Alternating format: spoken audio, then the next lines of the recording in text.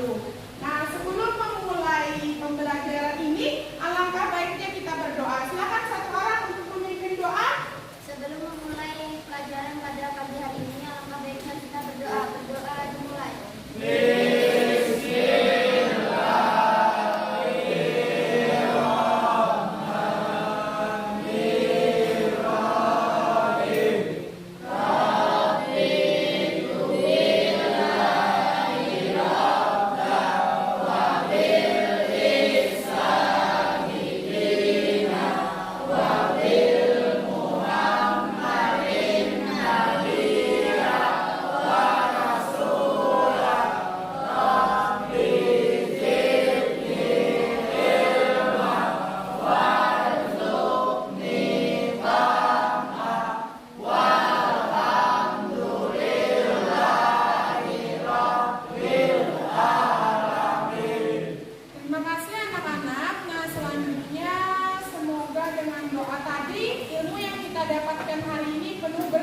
Bermanfaat. Berikutnya Ibu akan mengecek daftar kehadiran kalian masing-masing. Abdul Rahman, Ahmad Baihaqi, Hadir. Ahmad Dila, Almaida, Aris Saputra, Hadir. Aswan Faisal, Hadir. Indana Julfa, Muhammad Alfianur, Muhammad Rifki, Marhat, Maria Ulfa, Muhammad Ardiansah, Muhammad Maulana, Muhammad Rafi'i, Hadir, Bu. Muhammad Rizki, Hadir, Bu. Naila Alfia, Nur Aida, Nur Fika Rahim, Nur Halisa, Nur Azizah, Radita Nadia Ayu, Ramadan, Hadir. Salasia, Salman, Hadir. Sapuan, Umi Badriah, Widya Astuti. Ada 3 orang teman kalian yang tidak hadir ya. 1 tanpa keterangan. Tolong beritahu Muhammad Maulana agar lain kali memberi kabar kepada pihak sekolah. Dan yang tidak hadir 2 orang lagi, semoga lekas sembuh dan dapat mengikuti pelajaran seperti biasanya. Oke, berikutnya pada minggu lalu kita telah belajar materi tentang apa anak-anak?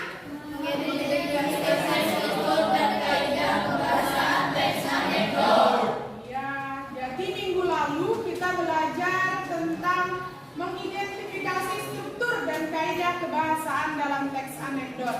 Nah, pada pertemuan minggu lalu tentu kalian masih ingat siapa anak-anak ibu yang bisa menjelaskan apa saja struktur teks anekdot? Ya, silakan Indana. Abstrak merupakan bagian awal teks anekdot yang berfungsi memberikan gambaran tentang isi teks. Abstrak dapat disebut sebagai tahap pembukaan. Bagian ini sifatnya opsional. Orientasi adalah bagian teks yang menunjukkan awal kejadian cerita atau latar belakang suatu peristiwa terjadi. Bagian ini mengarah pada terjadinya suatu krisis, konflik, atau peristiwa utama. Pada bagian ini juga yang menjadi penyebab timbulnya krisis atau konflik. Konflik merupakan bagian teks yang menunjukkan hal atau masalah yang unik dan tidak biasa yang terjadi pada orang yang diceritakan. Krisis dimaknai sebagai saat terjadinya ketidakpuasan atau kejanggalan. Jadi, pada bagian ini berisi kekonyolan yang menggelitik dan mengundang tawa. Bagian ini juga dianggap sebagai inti dari peristiwa anekdot.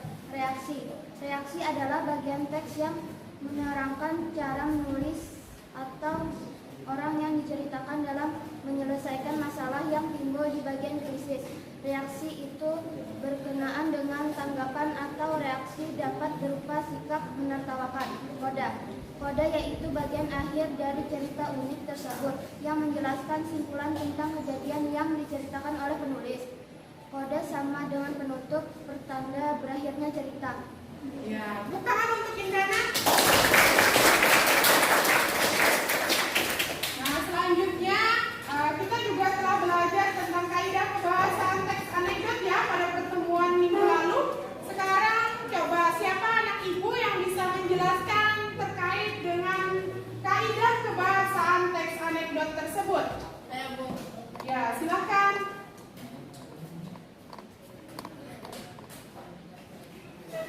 Kalimat yang menyatakan peristiwa masa lalu, menyatakan peristiwa yang telah terjadi di masa lalu. Contohnya kemarin, dulu, waktu itu, dan lain-lain. Kata kerja aksi, menggambarkan suatu pekerjaan yang sedang berlangsung. Contoh menanam, bermain, memakan, dan lain-lain. Kalimat perintah, kalimat yang mengandung makna meminta atau memerintah seseorang melakukan sesuatu. Contoh ambilkan, kerjakan, dan lain-lain. Kalimat seru, kalimat seru biasanya ditandai dengan tanda seru yang bersifat untuk menegaskan atau sebagai ungkapan rasa seseorang. Contoh kaget, terharu, marah, dan lain-lain. Konjungsi temporal atau hubungan waktu, menjelaskan hubungan waktu antara dua hal atau peristiwa, seperti akhirnya, selanjutnya, kemudian, lalu. Kalimat retoris adalah kalimat pertanyaan yang tidak membutuhkan jawaban seperti bagaimana bisa kamu melantarkan ibumu sendirian, dan lain-lain. Ya, tepuk tangan untuk teman kalian. Nah, jadi tadi sudah disampaikan oleh teman-teman kalian ya bahwa struktur dan kaidah teks anekdot yang telah kita pelajari pada minggu lalu. Selanjutnya, pada pertemuan yang ini kita akan belajar tentang menulis teks anekdot sesuai dengan struktur kaidah kebahasaannya. Nah, jadi pada pertemuan ini kita belajar menulis teks anekdot. Sebelum Ibu lanjutkan, apakah kalian pernah menonton tayangan kritik yang mengandung unsur humor di dalamnya? Pernah ya. Tayangan seperti apa itu?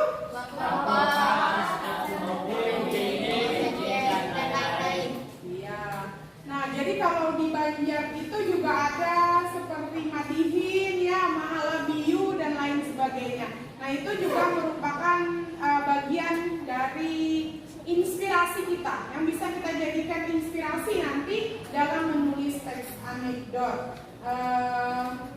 Berikutnya, jika saya minta untuk menulis teks anekdot, apakah kalian bisa untuk menuliskan teks anekdot tersebut? Masih belum mengerti. Belum mengerti. Apa hal yang belum kalian mengerti? Saya, Bu. Ya. Saya tidak mengerti cara mengembangkan teks anekdot, Bu. Bagus. Jadi Norvika Rahim tidak mengerti cara mengembangkan teks anekdot. Nah, mungkin ada juga teman-teman yang lain tidak mengerti hal yang sama seperti Norvika Rahim. Selanjutnya, apalagi hal yang belum kalian mengerti selain daripada yang disampaikan oleh Norvika tadi? Ya, silakan Dila. Saya belum mengerti langkah-langkah menulis teks anekdot. Ya, jadi Ahmad Dila tidak mengerti langkah-langkah dalam menulis teks anekdot. Ada dua teman kalian yang menyampaikan kesulitannya atau permasalahan yang dihadapinya jika diminta menulis teks anekdot tersebut. Nah, nanti di dalam permasalahan ini kalian akan menemukan atau mencari solusi terhadap permasalahan-permasalahan yang kalian hadapi nanti di kegiatan inti pada pembelajaran kita. Sebelumnya, Ibu lanjutkan terlebih dahulu bahwa tujuan pembelajaran kita pada hari ini adalah menulis teks anekdot. Tujuan pembelajaran kita pada hari ini adalah menulis teks anekdot sesuai dengan struktur dan kaidah kebahasaannya, baik dengan tulis maupun secara lisan. Nah, itu tujuan Kemudian selanjutnya kita akan belajar dengan model pembelajaran problem based learning.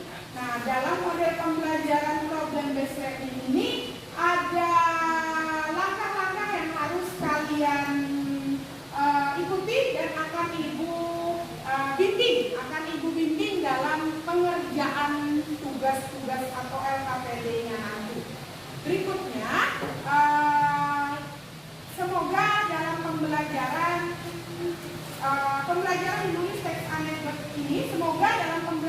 menulis teks anekdot ini, kita semua dapat nanti menghasilkan teks anekdot yang baik, yang utuh, sesuai dengan struktur dan kesesuaiannya berdasarkan tema atau topik yang akan kita buat atau Ibu berikan kepada kalian. Seperti itu. Selanjutnya, sebelum saya mulai, silakan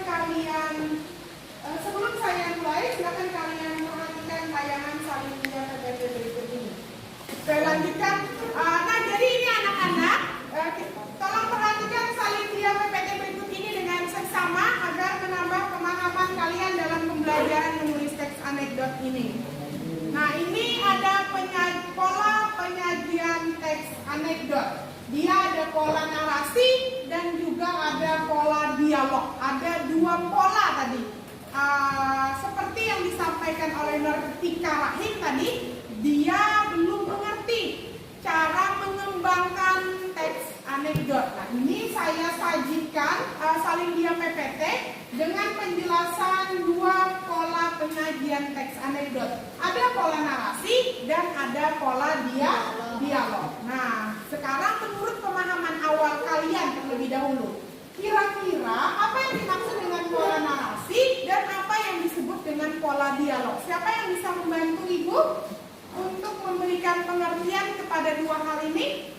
Menurut saya, Bu, pola narasi adalah teks anekdot yang disajikan dalam bentuk naskah cerita yang berbentuk paragraf, dan pola dialog adalah teks anekdot yang disajikan dalam bentuk bahasa percakapan yang ditandai dengan tanda baca titik 2 dan kalimat langsung. Ya, tepuk tangan untuk Aziza. Nah, jadi ada 2 pola pengembangan teks anekdot. Yang pertama tadi ada pola narasi dan yang kedua ada pola dialog. Seperti yang sudah disampaikan oleh Aziza tadi ya pengertiannya. Nah, berikutnya di sini Ibu ada contoh dari pola narasi. Silakan kalian baca terlebih dahulu.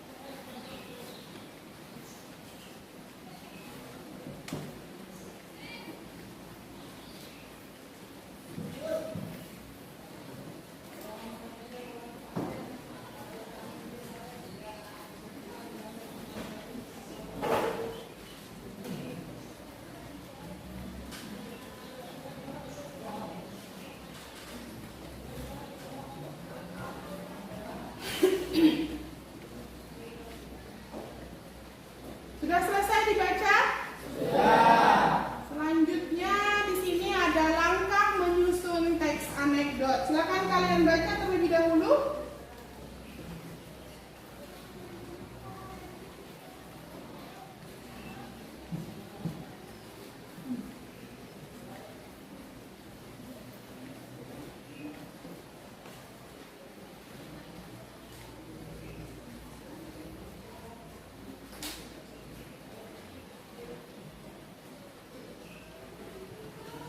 Sudah selesai? Seperti yang sudah disampaikan oleh Ahmad Dilah tadi, bahwa ia masih belum mengerti langkah menyusun teks anekdot. Nah, ini saya sudah tampilkan salin dia PPT terkait langkah menyusun teks anekdot. Ada 5 langkah yang bisa kalian lakukan dalam menyusun teks anekdot nantinya. Yang pertama adalah mengamati lingkungan sekitar. Yang kedua, menentukan tema atau topik teks anekdot yang ingin dibuat, mengumpulkan bahan terkait tema atau topik, membuat kerangka tulisan dengan memperhatikan kesesuaian tema dan struktur teks anekdot, mengembangkan kerangka tulisan tersebut menjadi sebuah teks anekdot yang utuh. Nah, yang pertama, mengamati lingkungan sekitar. Jadi kita mulai dengan hal yang mudah, adalah di lingkungan sekitar kita. Lingkungan sekolah bisa kalian jadikan nanti bahan dalam menulis teks anekdot tersebut. Lingkungan kelas, hal-hal yang dilakukan oleh teman kalian misalnya di kelas, hal-hal yang biasanya dilakukan oleh teman-teman kita terkait tentang apa misalnya di dalam kelas tersebut. Nah, ini bisa kita jadikan nanti ke hal yang selanjutnya adalah menentukan tema atau topik yang ingin dibuat. Nah, nanti tema dan topik yang ingin dibuatnya ini terkait dengan apa? Berdasarkan lingkungan sekitar kita. Kemudian selanjutnya mengumpulkan bahan terkait tema atau topiknya. Nah, bahan ini tadi Ibu bisa kalian ambil inspirasinya dari hal yang kalian pernah tonton. Tadi sebelumnya kan sudah Ibu tanyakan apa yang pernah kalian tonton, stand up komedi tadi jawabannya. Ada yang jawab lapor Pak, ada yang jawab OPJ dan lain-lain. Ada di Banjar itu ada Mahalabiu, Bekisah Banjar atau Madihin. Nah, itu bisa dijadikan inspirasi kalian dalam menulis teks anekdot nanti. Nah, bahan dan bahannya ini bisa kalian lihat dari televisi, bisa kalian juga lihat dari buku, bisa kalian dengarkan langsung, dan bisa juga kalian cari dan melalui internet ya. Nah, jadi bahan untuk mengumpulkan informasi ini bisa kalian ambil dari mana saja, dari hal-hal yang sudah Ibu sebutkan tadi. Kemudian selanjutnya mengembangkan kerangka tulisan dengan memperhatikan kesesuaian tema dan strukturnya. Nah, jadi harus sesuai antara tema dan strukturnya. Strukturnya sudah kita pelajari juga pada pertemuan yang telah lalu. Lalu kemudian setelah kita sudah membuat kerangkanya, maka kerangka itu akan kita kembangkan kembali menjadi sebuah teks anekdot yang utuh. Paham? Nah, baik anak-anak, selanjutnya Ibu akan tayangkan video. Silakan kalian amati dengan seksama video tersebut ya. Assalamualaikum warahmatullahi wabarakatuh. Saya punya kampus itu Institut Teknologi Nasional Malang. Saya ambil jurusan planologi, merencanakan kota. Padahal merencanakan masa depan saja masih susah ya.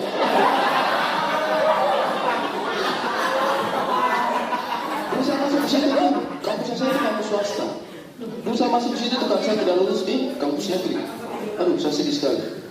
Saya tuh cita-cita tinggi ingin masuk di kampus negeri, tapi tidak lulus. Karena tidak lulus tes. IQ juga tidak mencukupi katanya. Buta huruf. Akhirnya saya masuk kampus swasta. Tapi setelah saya masuk di kampusnya saya ini, saya merasa bangga dengan kampusnya saya. Karena ternyata kampusnya saya ini jauh lebih canggih daripada kampusnya dia, negeri-negeri ini. Serius. Buktinya apa? Kampus negeri, itu mereka kasih masuk mahasiswa, itu harus yang lulus tes. IQ-nya mencukupi. Terus masuk ke kampus itu, digodok, kemudian keluarannya menjadi orang pintar. Anehnya di mana? Kan yang masuk orang pintar, keluarnya jadi orang pintar. Ini kampus tidak canggih. Ini ibaratnya mesin. Kampus yang satu ini, dia itu ibaratnya mesin, dia itu bahan bakunya tebu, terus diproduksi sedemikian rupa, keluarnya jadi gula, manis. Biasa saja lah. Tebu memang sudah manis. Kalau kampusnya saya, itu yang masuk Bukit Kayu, Kayu Jati, Akar Bahar, Kasuari masuk. Lebih canggih.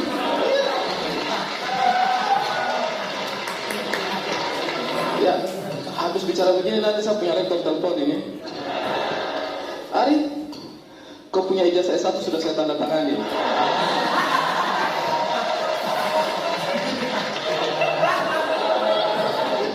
Kalau bicara pendidikan itu, saya lihat juga pendidikan di Indonesia ini satu yang harus kita kritisi, itu adalah pendidikan moral. Ini moral bangsa ini semakin menurun ya, semakin rusak. Saya lihat itu karena memang pendidikan moralnya itu banyak yang suka salah sasaran. Sejak awal dulu itu, pertama zamannya saya itu namanya itu PP. Tahu kan PP? Masa saya tua sendiri di sini.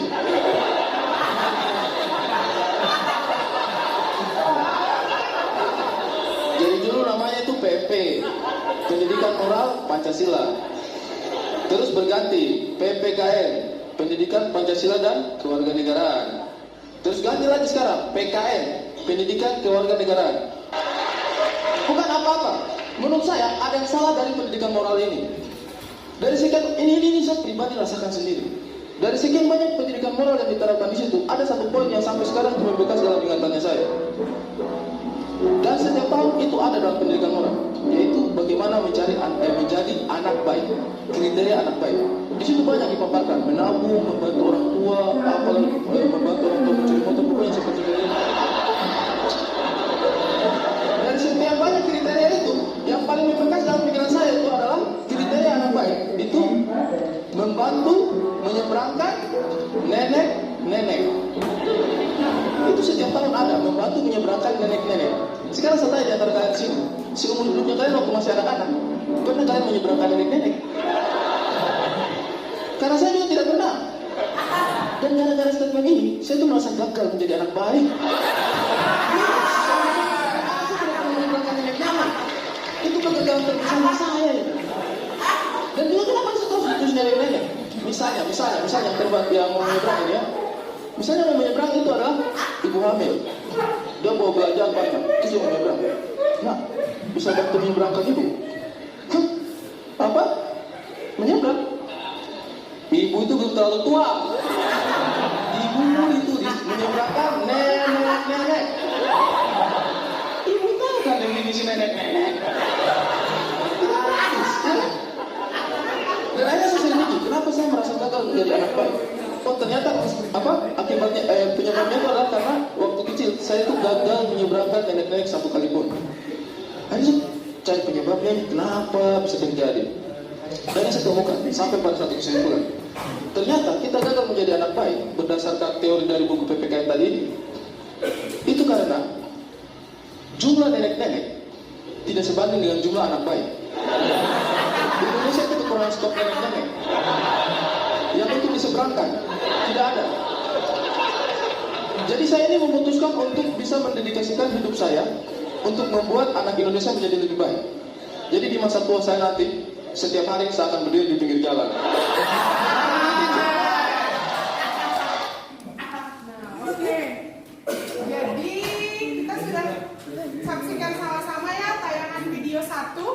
Menurut kalian, tayangan video 1 ini atau video yang barusan kita saksikan tadi isinya tentang apa?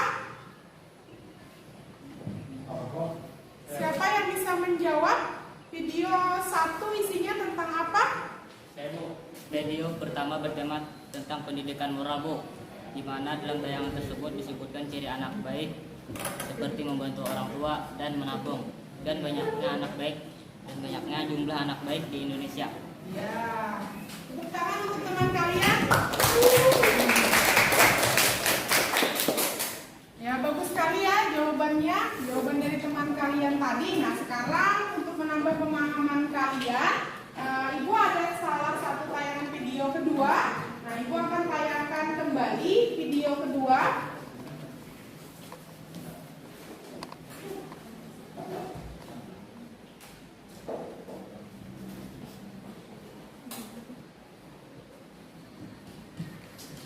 Ini ada tayangan video video kedua ya anak-anak, tolong kalian perhatikan dan simak dengan baik. Tadi tayangan video 1 sudah disampaikan isinya oleh teman kalian.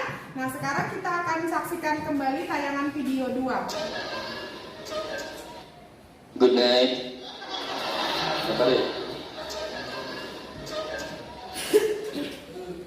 Didi, dan saya Budi. Di film-film itu suka ada tokoh jahat yang menganiaya orang miskin. Tujuannya memang mungkin untuk dramatis, tapi menurut saya gak perlu ada orang jahat. Tanpa orang jahat pun hidup orang miskin udah dramatis.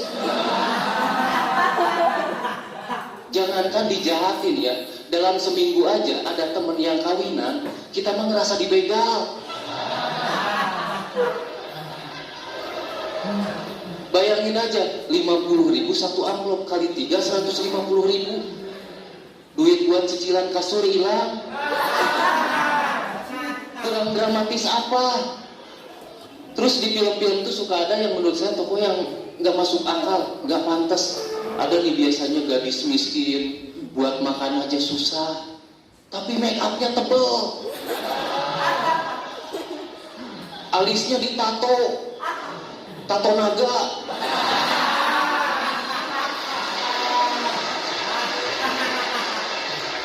Bibirnya, gurih-gurih nyoy. Orang miskin mana ada yang kayak gitu. Istri saya aja buru-buru kebeli make up, lipstick aja pakai krayon.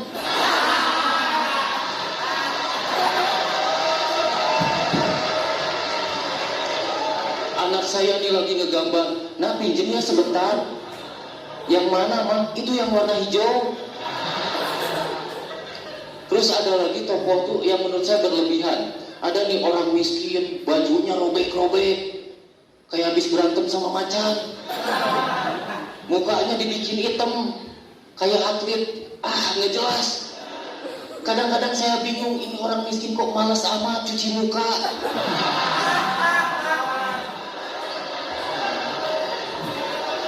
Saya sih bukan merendahkan orang yang membuat film. Saya yakin mereka udah belajar 5-10 tahun. Tapi jangan salah, saya 34 tahun berperan jadi orang miskin.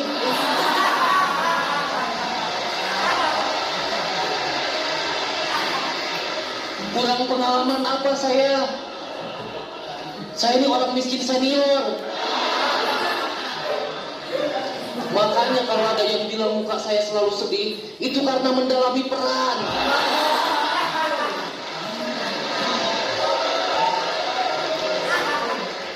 Terus ngomong-ngomong soal film, saya tuh pengen nanya sama Pak Indro, Pak De.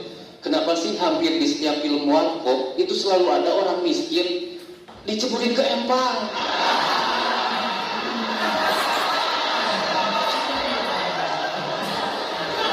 Kuli bangunan ketiban bata, tukang beca nyangkut di pohon.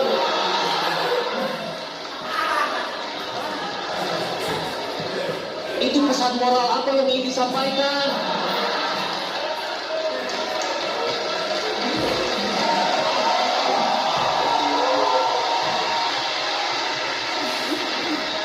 Ini jangan-jangan Pak Indro selama melihat saya di sini, otaknya itu mikir, ini orang miskin enaknya diapain ya?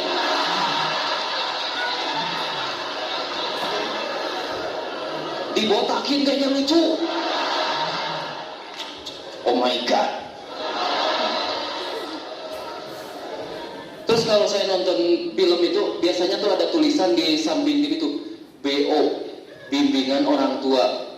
Nah saya tuh bingung dengan hal itu. Jujur, yang namanya membimbing setahu saya membimbing anak ngaji, ngebimbing anak sholat.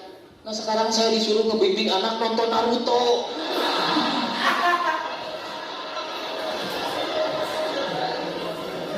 Apa yang harus saya jelaskan? Lagi pula, kalau masalah film kartun mah justru anak saya yang membimbing saya. Saya ini lagi nonton Doraemon sama anak saya. Pak, lihat tuh Pak, Bapak waktu kecil pasti kayak si Nobita, malas belajar, makanya jadi kuli bangunan. Dede, terima kasih. Sanudi, jadi motivasi saya yang ingin saya katakan pada penonton film, janganlah jadi miskin karena menderita. Udah miskin harus dicemplungin ke kolam. Itu sebenarnya. Makanya berusahalah kuat-kuat. Kira-kira seperti Kang Didi ini. Oke, keren musik. Good night. Nah, baik anak-anak, tayangan video 2 sudah kita saksikan juga bersama-sama. Sekarang saya mau tanya, siapa yang bisa menjelaskan tentang isi dari tayangan video 2 barusan? Saya Bu. Ya, silakan. Dalam tayangan video kedua, bersih tentang pendidikan moral, di mana di sana dijelaskan bahwa kita harus rajin belajar dan berusaha kuat agar menjadi orang sukses. Ya, tepuk tangan untuk Ramadan. Nah, dalam tayangan video 2 juga sudah disampaikan oleh teman kalian ya, Muhammad Ramadan, bahwa berisi tentang pendidikan moral. Dalam tayangan video 1 dan video 2 yang sudah kita tonton tadi, teman-teman kalian sudah menyampaikan terkait isinya, yakni berkaitan tentang pendidikan moral. Nah, sekarang Ibu mau tanya, contoh pendidikan moral itu apa? Ayo, siapa yang bisa membantu untuk menjawabkannya? Ya, silakan Indana. Contohnya membuang sampah pada tempatnya, menjaga kebersihan sekolah, disiplin, tanggung jawab, dan membantu orang tua. Iya, bagus sekali. Tepuk tangan untuk teman kalian.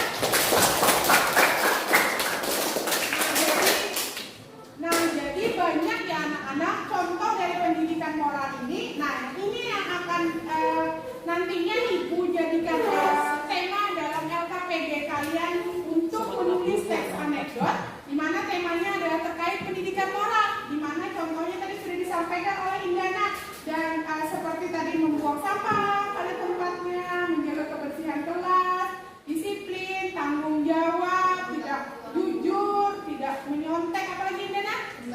Membantu orang tua, menabung, tadi seperti contohnya juga di tayangan video, belajar lebih giat lagi. Nah, itu salah satu contoh pendidikan moral. Banyak sekali juga yang ada di sekitar kita yang mudah untuk kita jadikan sebuah teks anekdot nanti ya. Paham anak-anak? Paham. Baik, sekarang Ibu akan bentuk kalian menjadi kelompok, di mana setiap kelompok terdiri dari 5 orang ya. Kita hitung mulai dari Abdurrahman, silakan Abdurrahman, hitung dari 1 sampai dengan 5. 1, 2, 3, 4, 5, 1, 2, 3, 4, 5, 1, 2, 3, 4, 5, 1, 2, 3. 4, 5, 2, 3, 4. Nah, sekarang kelompok 1 berada di depan sini, gabung dengan kelompok 1. Kelompok 2 gabung dengan kelompok 2, berada di sebelah sini. 3 gabung dengan kelompok 3 di tengah. 4 gabung dengan kelompok 4 di ujung sana. 5 gabung dengan kelompok 5 di ujung sana. Silakan untuk kelompoknya.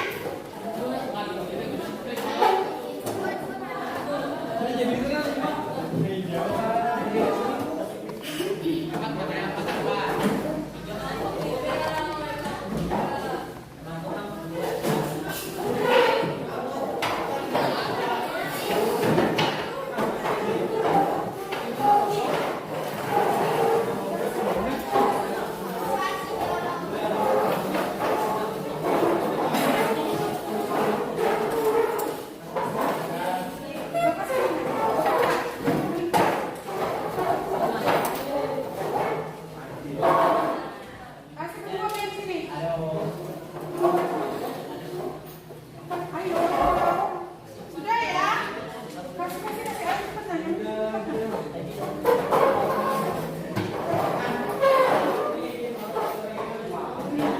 Sudah, tenang ya. Dah. Oke, sudah. Baik anak-anak, sekarang kalian sudah membentuk kelompok. Ibu akan membagikan lembar LKPD dan silakan kalian diskusikan bersama dengan teman kelompok kalian terkait cara atau solusi yang akan kalian lakukan dalam menyelesaikan lembar LKPD yang Ibu bagikan tersebut.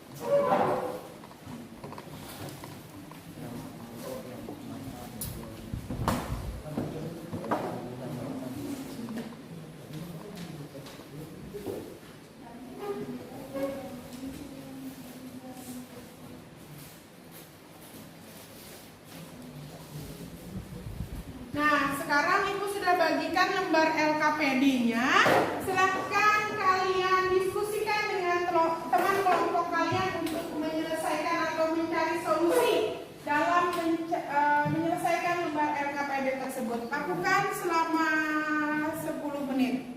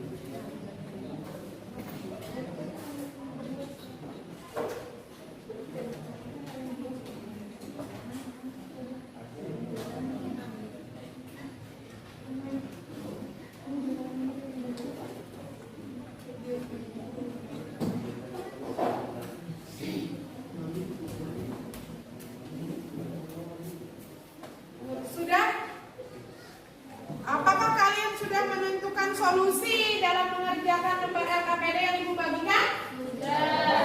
Ya, bagus ya. Kelompok 2, solusi apa yang kalian buat? Kami membuat solusi seperti yang telah Ibu ajarkan sebelumnya dengan mengikuti langkah-langkah menulis teks anekdot. Iya, bagus. Bagaimana dengan kelompok yang lainnya? Sudah juga? Kelompok 4, bagaimana dengan kelompok 4? Kami sedang mengumpulkan bahan dan dari buku teks dan internet Bu terkait pengertian dan contoh di pendidikan moral. Iya, bagus. Nah, jadi kelompok 4 juga sudah membuat solusi ya. Kelompok lain juga sudah kan? Silakan lanjutkan kembali pekerjaan kalian.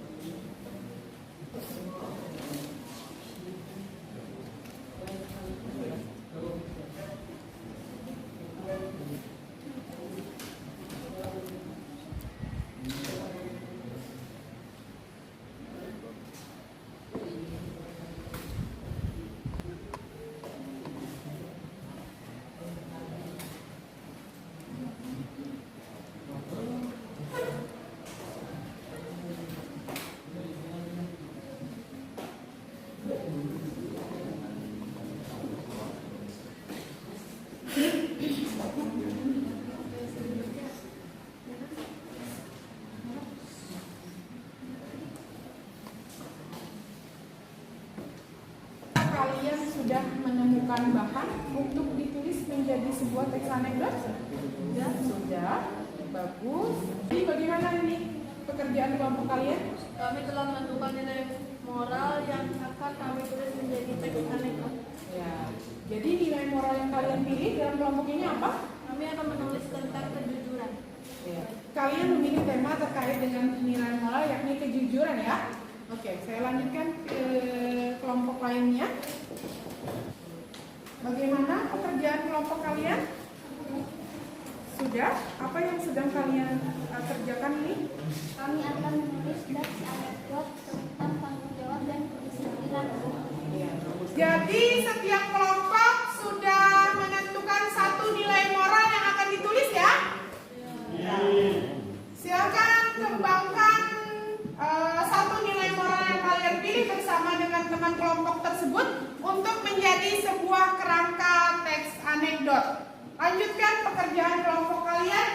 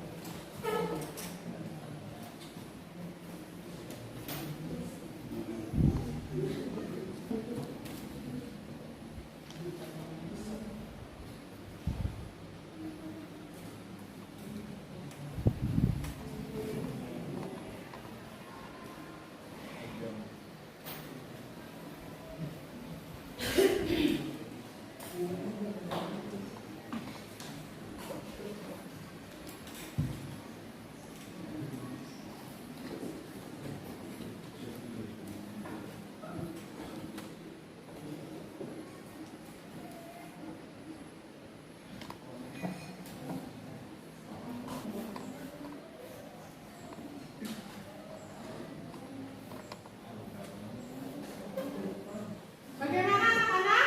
Apakah kalian sudah menyelesaikan kerangka teks anekdotnya? Sudah. Berarti kalian sudah membuat teks anekdot juga ya?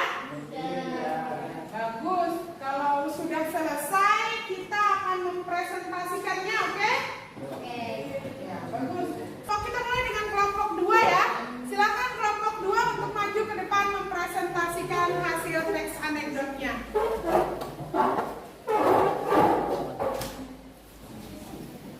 Teman-teman yang lain harap memperhatikan presentasi yang disampaikan oleh kelompok 2 terkait teks anekdot yang mereka buat, dan tolong kalian berikan tanggapan kalian terhadap kelompok 2. Assalamualaikum warahmatullahi wabarakatuh.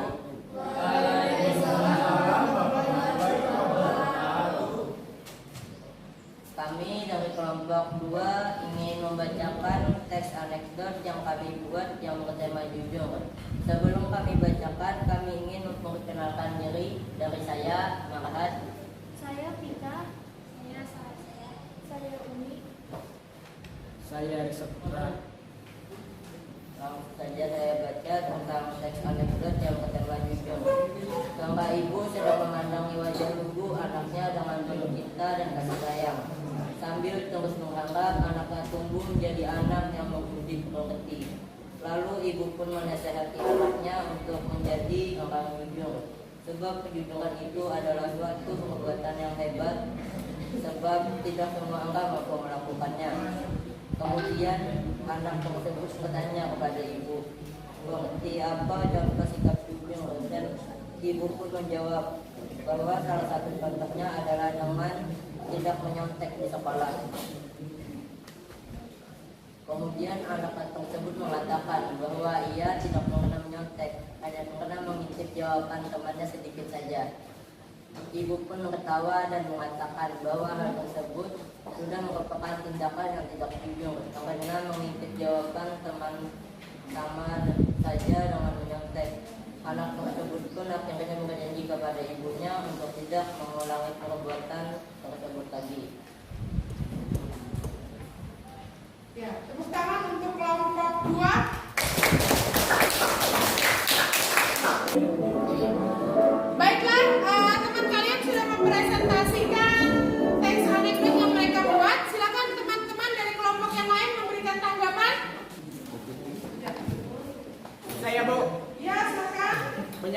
cukup bagus tapi terlalu cepat. Tepuk tangan untuk kelompok Bima. Jadi ada tanggapan dari teman kelompok yang lain ya untuk kelompok 2. Seperti yang disampaikan oleh Ramadan tadi, dia bisa memperbaikinya, oke? Kelompok 2 telah mempresentasikan teks anekdot yang telah mereka buat. Tepuk tangan untuk kelompok 2. Lanjutkan, silakan kelompok 4 maju ke depan untuk mempresentasikan. Assalamualaikum warahmatullahi wabarakatuh. Waalaikumsalam warahmatullahi wabarakatuh. Perkenalkan, nama saya Nur Hamsa. Di sebelah kiri saya Ahmad Bayhaqi, Ardiansyah, sama Nur Aida. Pola pengembangan teks anekdot. Pola pengembangan teks anekdot yang kami pilih adalah pola dialog. Langkah-langkah menyusun teks anekdot. 1. Tema atau topik, pendidikan moral. Sumber referensi, buku dari internet. Perangkat. A. Abstraksi. Suatu hari di ruang kelas 10 I 1 sedang berlangsung pelajaran bahasa Indonesia pada jam pelajaran pertama. B. Orientasi. Angga sambil berlari lalu mengetuk pintu. Mohon maaf Bu, saya terlambat. Bu Aisyah, kenapa kamu terlambat Angga? Kamu terlambat selama 10 menit. Angga, saya makan di warung depan sekolah Bu. Cek persis. Bu Aisyah, ya jelas saja kamu terlambat. Kenapa kamu tidak makan di kantin sekolah agar lebih dekat? Kamu seharusnya lebih menghargai tanggung jawab dan kedisiplinan. Seperti yang dikatakan Presiden Soekarno bahwa 10 pemuda dapat menggoncangkan dunia. Lalu bagaimana kamu bisa menjadi salah satu dari 10 pemuda itu jika kamu tidak bisa bertanggung jawab dan disiplin?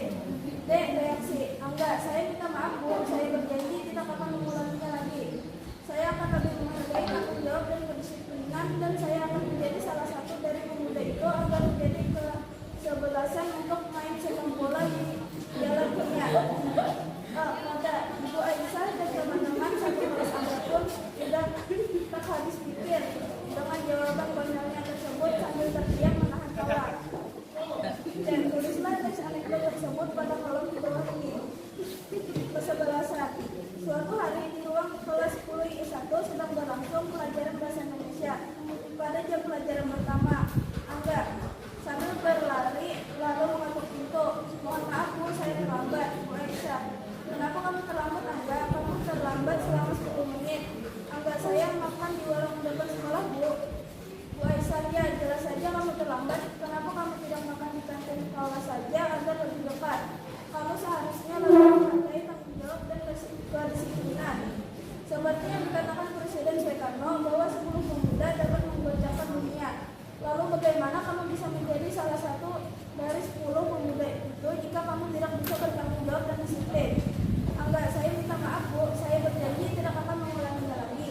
Saya akan lebih menghargai tanggung jawab dan kedisiplinan, dan saya akan menjadi salah satu dari pemuda itu agar menjadi kesebelasan untuk main sepak bola di dunia di Piala Dunia. Bu Aisyah dan teman-teman satu kelas Angga pun tak habis pikir dengan jawaban konyolnya tersebut sambil terdiam menahan tawa. Bagus ya, tepuk tangan untuk kelompok 4. Nah, sekarang silakan teman-teman dari kelompok lain untuk memberikan tanggapan terhadap kelompok 4. Saya Bu, strukturnya sudah sangat bagus dan lengkap. Ya, bagus sekali. Tepuk tangan untuk kelompok 2.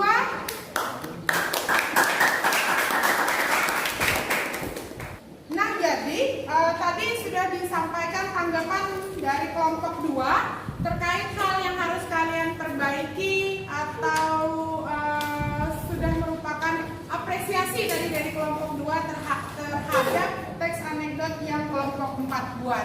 Tepuk tangan untuk kelompok 4, silakan duduk kembali. Baik anak-anak, tadi setiap kelompok sudah mempresentasikan teks anekdot yang dibuat. Sekarang kita sudah masuk pada pembelajaran penutupnya. Nah, untuk menutup pembelajaran ini kita sama-sama membuat simpulan dari apa yang telah kita pelajari pada pertemuan kali ini. Siapa yang bisa membuat simpulan tersebut? Saya Bu. Ya, teks anekdot. 2. Langkah-langkah menulis teks anekdot. Kemudian 3. Menulis teks anekdot sesuai dengan isi atau topik dan strukturnya.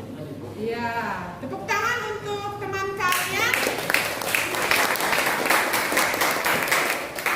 Nah, jadi pada hari ini seperti yang sudah disampaikan oleh teman kalian bahwa simpulannya hari ini kita belajar tentang pola pengembangan teks anekdot, kemudian langkah-langkah menyusun teks anekdot, dan selanjutnya kita adalah menulis teks anekdot. Di mana ini artinya dalam pembelajaran hari ini tujuan pembelajaran kita telah tersampaikan, yakni menulis teks anekdot sesuai dengan isi dan strukturnya yang telah kalian buat dan presentasikan tadi di depan bersama dengan teman kelompok kalian, serta juga diberikan tanggapan oleh kelompok yang lainnya. Nah, selanjutnya Ibu meminta kalian untuk belajar di rumah untuk lebih mendalami atau memahami pelajaran kalian terkait materi hari ini tentang menulis teks anekdot. Kalian bisa mencari sumber bacaan dari buku dan juga internet untuk lebih memahami terkait pembelajaran kita pada hari ini dalam hal menulis teks anekdot. Sebelum Ibu akhiri, ini Ibu akan membagikan lembar refleksi, di mana lembar refleksi ini Ibu harap kalian isi dan kemudian ini dapat Ibu gunakan untuk memperbaiki pembelajaran pada pertemuan selanjutnya.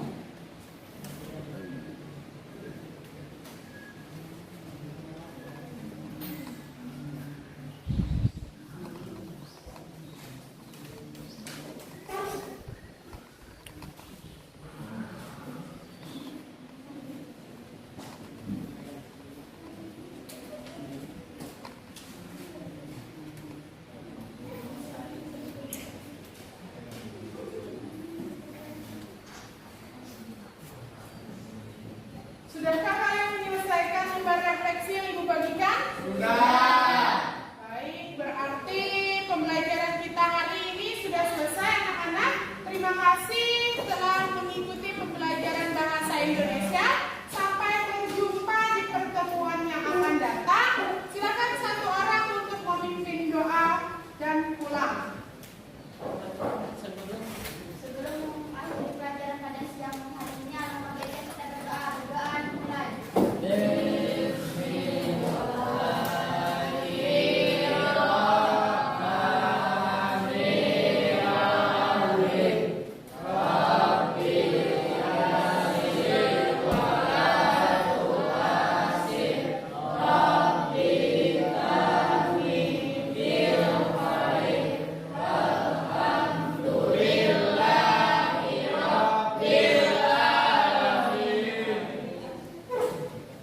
Dan silakan pulang. Terima kasih atas kerjasamanya. Tinggal